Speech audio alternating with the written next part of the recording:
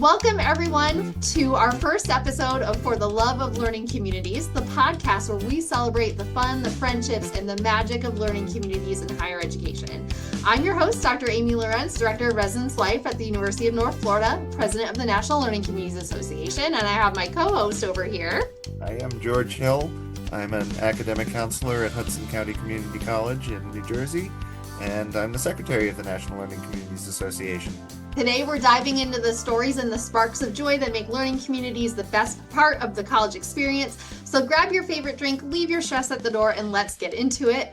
For our first episode ever, we are launching with a wonderful human, Rachel Singer. So Rachel, a ton of her experience was at Kingsborough Community College, part of CUNY, the only community college in Brooklyn, we might add, and was there for 30 years, started off with working in student services.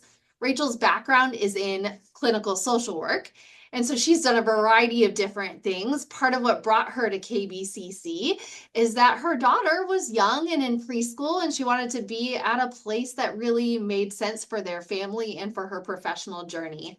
One of the things that I love about Rachel's experience is she shared her story with us prior to our recording about her time as a student at Kingsborough Community College and how that then shaped her experience looking back, thinking about when I was a student, what did I need and want and experience, and how can I help pay that forward for the students now? Few other things about Rachel.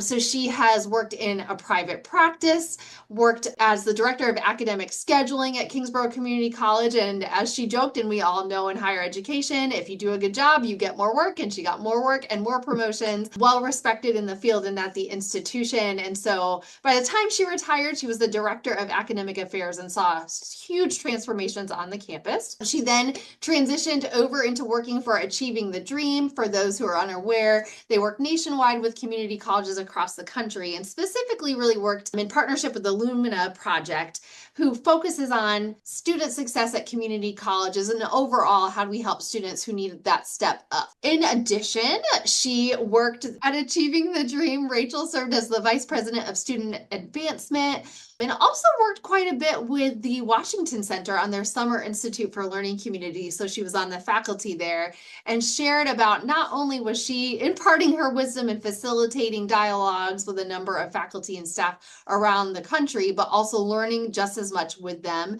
And those of us who have been to the Institute know that that's essentially its own learning community. And so there's the cultures and rituals and so much to be gained from those institutes. One of my favorite fun facts we also just learned is that Rachel has likely been to at least 250 colleges. So essentially, we've got the expert in the house, and we're excited to dive in and learn from her. All right, so Rachel, with all of that preamble, we would love to hear about why are learning communities great on those campuses where you've worked? Well, I've visited 250 campuses professionally as they requested it or I requested as a way of enhancing the work that we were doing, whether I was at Achieving the Dream or I was at Kingsborough. At Kingsborough, learning communities started in the late 90s, really, but it was only the ESL classes that were used doing learning communities. That was Kingsborough's way of saying students who have English as a second language and are not in the 100 classes yet for English. And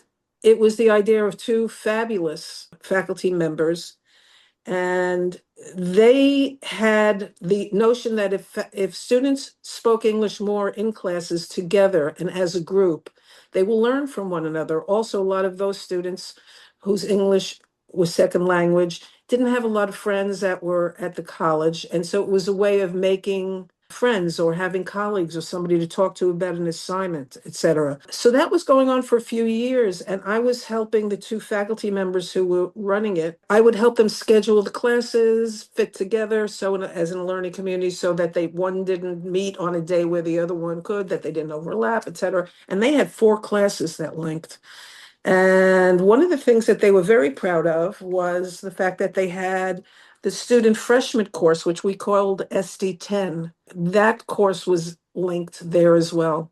So because I was very curious about it, not only did I help them, and I helped them for it to grow, because of the work I was doing, I was constantly working with the chairs of the departments on their courses that they were offering and how, because I was responsible as well for cancellations after registration. And so we were trying to build up all the courses. When I was visiting them, I was just amazed at how much conversation was going on in those classes.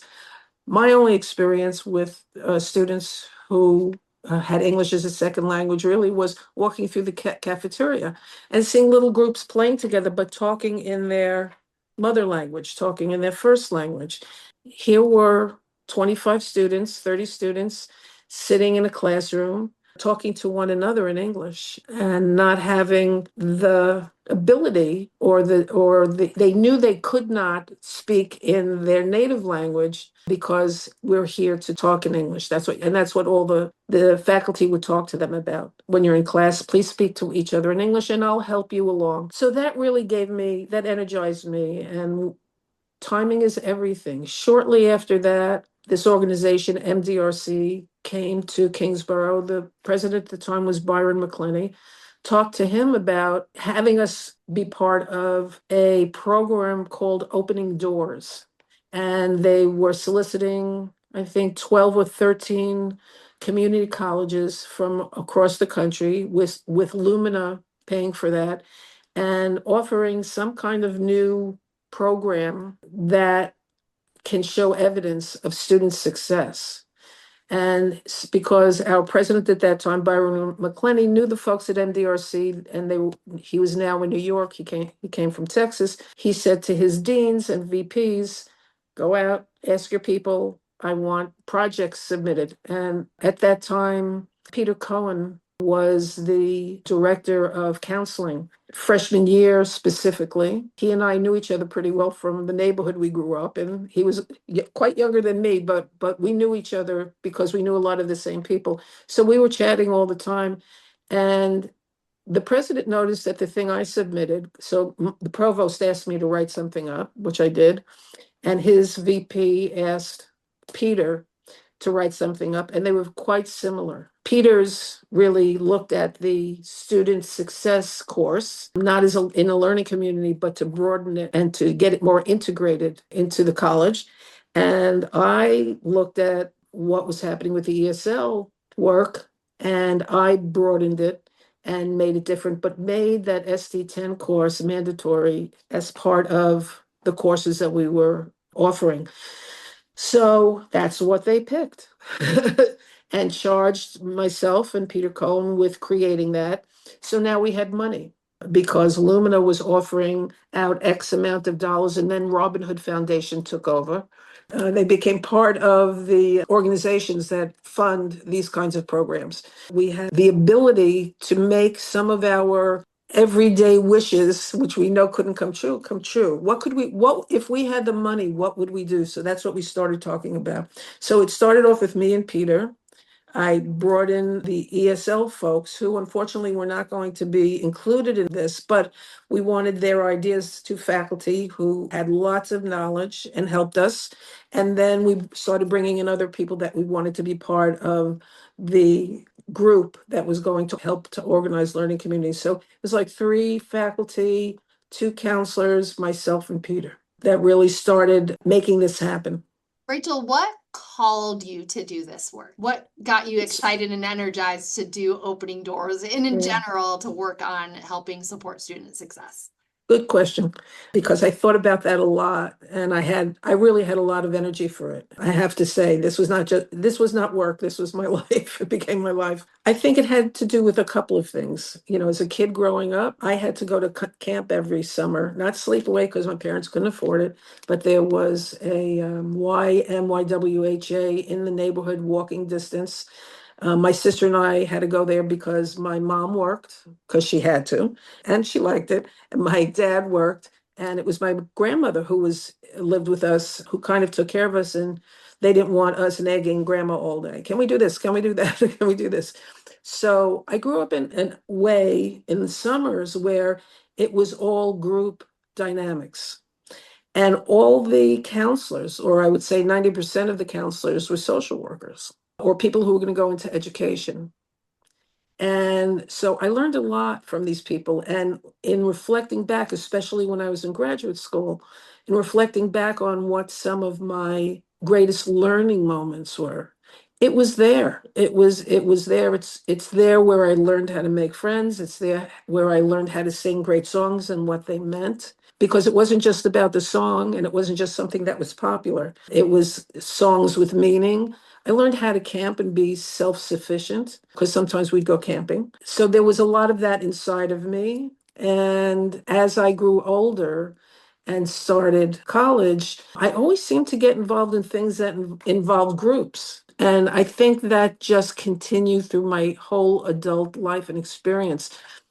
In my first 2 years, when I was a student at Kingsborough, I was involved in the theater department. I got an associate's degree in mental health, so it had nothing to do with what my major was, but there was a group of us working on a project together, making friends, getting together. And I don't think I was ever really conscious of it then, but later in life, I began to become way more conscious of it. So, and then also looking back when I started working at Kingsborough and looking back at what the theater department meant to me and how that really pushed me. On my resume, I could always put when I graduated from Kingsborough, I graduated Phi Theta Kappa, which was, oh my goodness, I did. It brought me joy. It brought me joy. And then when I went to graduate school, I was in a group. We moved together. We took two classes together. We were all students working during the day at Adelphi University, has a Manhattan campus, their School of Social Work. And it was this whole group that I went through 3 years with until we got our BSW. And then we were all off to, if some of us were off to graduate school to get our master's. So I think I grew up in that environment and I knew the value of it and I knew the importance of it, especially in worrying about or being concerned about people feeling like an outsider who will leave, Yeah. who Yeah. will So leave. yeah, Yeah. that protective nature of the group and how do you create that? Mhm. Yes. And Peter also being a social worker and being a counselor. And I was a counselor to start off at Kingsborough. And then I went over to academic affairs, which is kind of odd. That rarely happens. We kind of had the same headset about this. So it was lovely to work with somebody from student services. And I was in academic affairs where we were really talking the same talk. And when we started talking to faculty about it and what it meant and what it was, and taking groups to the Washington Center in the summer, faculty really started getting into it. And one of the things that I'm struck by as you're talking here is just how good a collaboration you had with Peter Cohen. And when he first interviewed me as an adjunct advisor, I remember he asked, "So, what do you know about learning communities?" And I was like, "Aren't they residential? And this is community college?" And he went into a whole long explanation and he got really excited about it. Yes, And I got excited about it, just sitting there in the interview. that's, And yes, I'm just kind of struck that, there was a lot of passion, but also yes, you were on a good wavelength with each other. yes, You were very absolutely. collaborative with each other. And George, also, what you might like to know, which I'm sure you didn't, was when Stuart Suss became the Hmm. provost at the college, when he did interviews for the last two candidates or three candidates in a department, Hmm. biology department or the, English department or the math department, he asked them if they knew what learning communities were. Hmm. Now, that's quite unusual. I don't know if it would happen anywhere else or if it happens anywhere else. I'm sure there's a few colleges who are fully committed. They're fully committed and that's what they do. But for the provost to ask if you know, and then if they said no, they didn't, he would explain it to them. And he would say things like, if you think you're going to be able to do your doctoral dissertation for your class while you're here with us, that's not what this is about. I think it's really wonderful that there was a lot of good work being done, with people who were very committed to doing that work, and then also working collaboratively to make things happen. So Peter had the ST10 component, and you had the academic affairs component, and yes, there was funding as well to do some fun things. Everybody was just kind of working to make it the best thing it could be. Yeah, absolutely.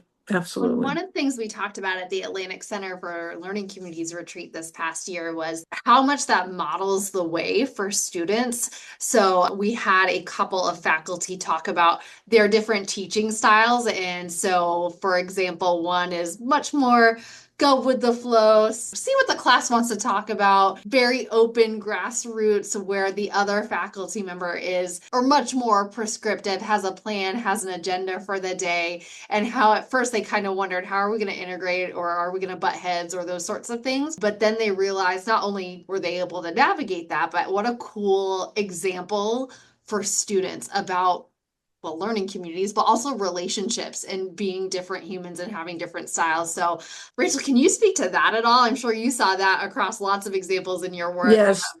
how those learning community adults, that are students or not, but like the learning community professionals are really modeling the way for healthy relationships for students. Yeah. I think one of the people, but really the one who really took charge of this was a faculty member from the English department. Her name is Janine Graziano. Janine, we didn't have a Center for Teaching and Learning. And because the president at this point was very gung ho on getting this done, I put that out there. I said, and I knew Janine. Janine was teaching in one of our learning communities. She was a great collaborator, great collaborator. So she was on that committee, where we throw around ideas and see what would work and what wouldn't. And I said to her, if we open a Center for Teaching and Learning, are you in? And she said, am I going to get time for that? I said, yes, sure.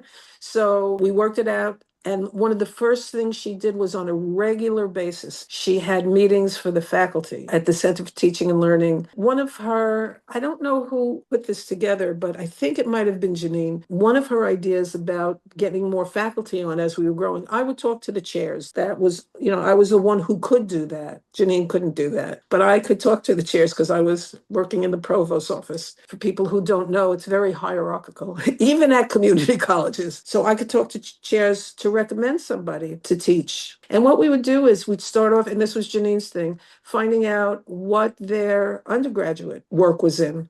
So if this was somebody who was in biology, who's going to teach a bio class, and he'd say, American history. We'd go look for somebody who's teaching American history in the history department and have them sit together and have coffee and talk and see if they can come up with anything, not a real syllabus, but kind of like an outline of something that would work for them if they wanted to do this. I thought that was brilliant.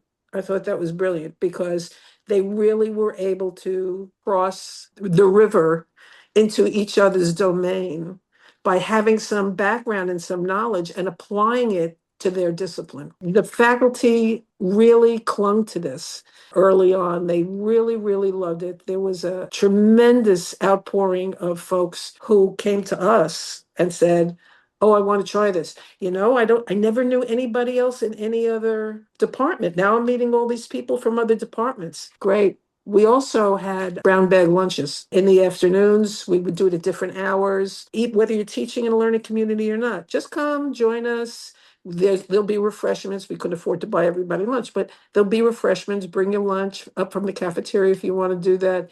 And Janine would talk about learning communities and what was going on. And she'd always have a little group with her afterwards, and a sign-up sheet and that kind of thing. And we have to talk to the chairs to see what we can do and what we can't. And because I had earlier in my career done the academic scheduling for the entire school, I was a natural to put together the courses that the departments wanted and organize people's schedules so that there was no interference in their ability to also meet. And one of the things I used to hear quite regularly was, when I passed by the faculty lunchroom, there's always a learning community group sitting, the faculty members with the SD counselor. They're always sitting together. They're always working together. That went on for a very long time. That's wonderful. And I just think about those of us who work with students. Of course, we're always thinking about how to help them have healthy relationships and healthy dialogue and all of that. And I'm sure that made such an impact on them, right? Because talking across discipline, there's a lot of translation into how do you talk with somebody at work that's different than you, Yes. in a different functional area, et cetera. So even if they couldn't explicitly say that they were learning that, I'm sure that modeling the way was really important for them. Absolutely. And I'll just tell you one other interesting thing. We were working with a community college in New Orleans. Yeah, right after Katrina, we were working with the community college in New Orleans.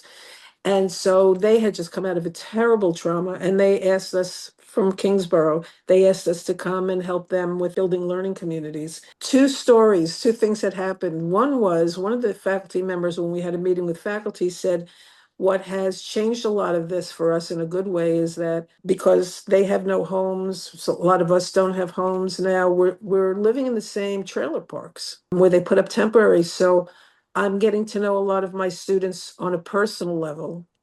And that's really, really important to me, I realized. So I decided to teach in a learning community. Yay. And the other one was, this was a number of years later where we were working with students, and students were telling us how the person teaching the English course didn't know that they weren't assigned a certain book by the person teaching the history course because she gave them assignment about the book and they didn't say anything. But what they told me was if she was paying attention to the syllabus, she would see we don't get that book for another 2 weeks. So they got it. They got it. The students got it. And I said, wouldn't it be nice of you, though, to go to her and tell her that's going to be embarrassing? And they said, yeah, you're right. And they said, we'll do that after we talk to you. And then they all went marching off to her office to tell her that she assigned it too soon.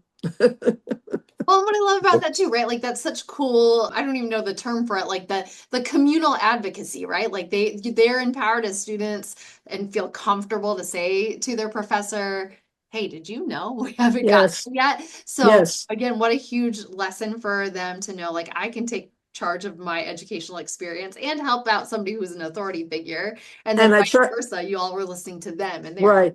And I trust you. I trust you to be able to tell you something that you might otherwise be embarrassed about.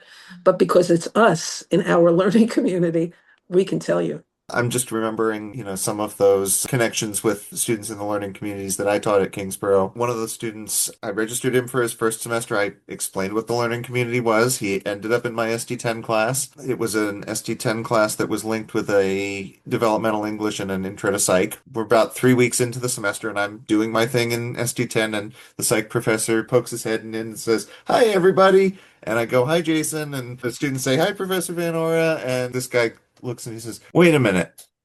You, you all know each other?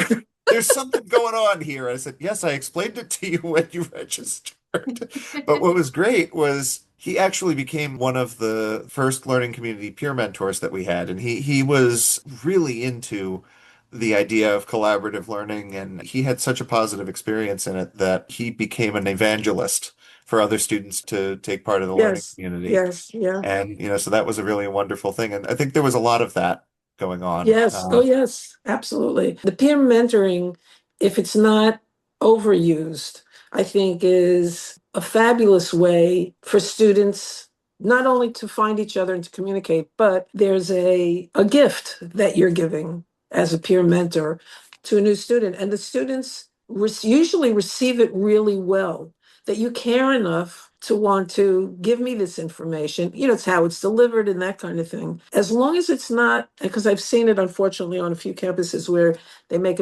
such a big deal about peer mentors that it's like they're the assistant teacher.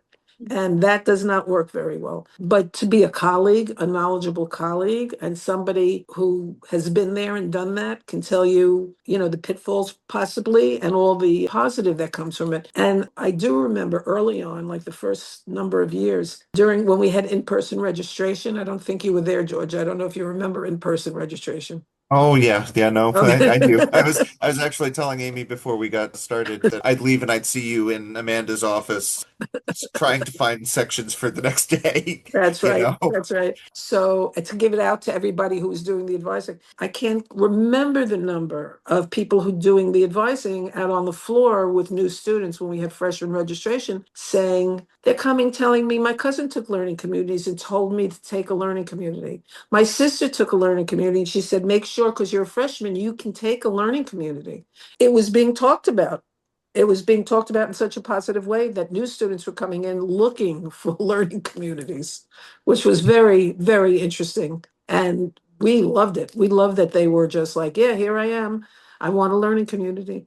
So, Rachel, because you're retired, looking back on your career, are there any specific highlights, things where you go, this really was a moment or a highlight of my work with students in general or with learning community students?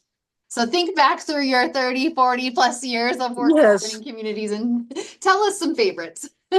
Well, generally speaking, I'll give you specifics, but generally speaking, I think the most important things to me and the things that gave me the most joy were people who said things like, that was such a good experience, or I'm so glad I did that because, or faculty saying, one faculty say to me, I always thought counselors just sit in their office reading the newspaper until a student walks in. Now I know they don't.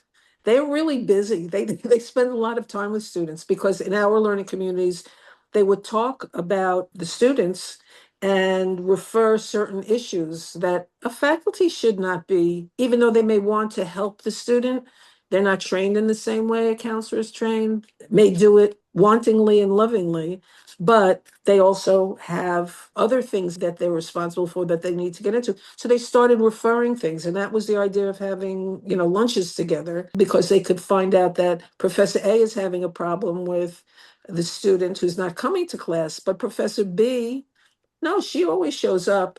And then the counselor says, yeah, she always shows up in my class too. Let me have a conversation with her. Maybe she has something going on in the morning and this is just too early a class for her. Let's see what's going on. Having that kind of support system, and it really is a net, gave me such pleasure because I had seen so many students fall through the net. So that was always a big thing for me. I guess the other moments for me are the naysayers early on the campus who came around. And it was not about gloating. It was not about saying, ha, ha, I told you. It was about, I'm glad you see what we see. And I had like a kid in camp, I had an opportunity to celebrate about things that I felt very strongly about. And I could celebrate it with colleagues. And some people I didn't like, but we could celebrate the same thing, student success. We could celebrate the fact that we're working together towards a common goal. We could celebrate that, hey, this is working, it's worth the time and energy. Those were always my aha moments. This has been really good for me to hear about the beginnings of the program because the program was something that mattered very much to me. I know that it's something that mattered and matters to a lot of people. There was a lot of hard work, so I'm just really glad to hear, that it really came out from a very committed group and organically great Yes, people who really wanted to do great things, very and much I so. really love Yes. that. And it came out of left field for us. We were just Mhm. like, oh, wouldn't it be good if we could do this for all incoming freshmen? And MDRC showed up with this idea and some money for us to get it off the ground. And some of that money ended up going into lots of cool things. I mean, there was the out of class experience, Yes, which was which was great. that was something we did in the SD10 class where we'd bring in a speaker or a poet or various kinds of things to do an unusual experience that students might not get in their usual education. And it was kind of cool. Yeah, and sometimes faculty took and counselors took students to places to meet on Saturday when they didn't Yeah. have school and go to museums. Well, in New York, it's so easy. I mean, you could throw a rock and hit a museum, but go to places that had the place could have some connection to the work they were doing or have a higher kind of level of how do you think this affected such and such in the book that we're reading kind of thing. And it didn't have to always be, as I remember, I don't think all the faculty in the learning community would go on these things, but sometimes they would all go. And Um, students showed up. I was in one once that was, I think this was after you had moved on from Kingsborough, but it was a Earth and Planetary Science class. We did a field trip to Central Park to basically look at all the geology in Central Oh, Park. cool. The professor also worked at the Museum of Natural History, so she snuck us in the back, and we ended up going around the planetarium there as well. And that was a really That's great. neat thing. That's great. And all it cost the college was Metro cards to get students to Central Park. Yep. At UNF, we have living learning communities, but also what essentially would be learning communities. So the Osprey Connections program. And so they're doing such cool things. I shouldn't have favorites, but one of my favorites put this We on won't tell, recording we or won't tell not, anybody. but it's a vampire pairing, and it is a Oh, sort of the standard English composition class, and then one that's a little bit more focused. But they are both talking about vampires in different ways. So vampires from a health perspective, I think, was one wow. focus, and then vampires just culturally in literature. And then they've done a Gothic tour in Jacksonville. Then at the end of the semester, they got a bunch of stuff from Amazon that was like vampire themed. So, anyways, like who would think? But it's so cool and the students love it. Yeah. And that I think that's such the beauty of learning communities is being able to trust people with that process and trust the students too, right? Let's try this out and see what they think. And they love it because they're having a shared conversation. Yeah. And vampires Yeah. are cool. So Especially now. Yeah. right? Yeah. Right. Yeah. Exactly. Well, I will do the official outro here in a second, but Rachel, thank you so, so much for spending your time with us. Thank you so much, Rachel, for joining us today on the podcast. For our listeners, that's all the joy we have time for today, but we hope you continue to have joy along the way. So thank you, Rachel, for sharing your energy with us and reminding us why we do this work. If today's episode brought a smile to your face, pass the joy along. Subscribe, leave us a review, and share this with a colleague or student who needs a lift. Until next time, keep infusing joy into your classrooms, keep building community, and have a fantastic week. Bye-bye.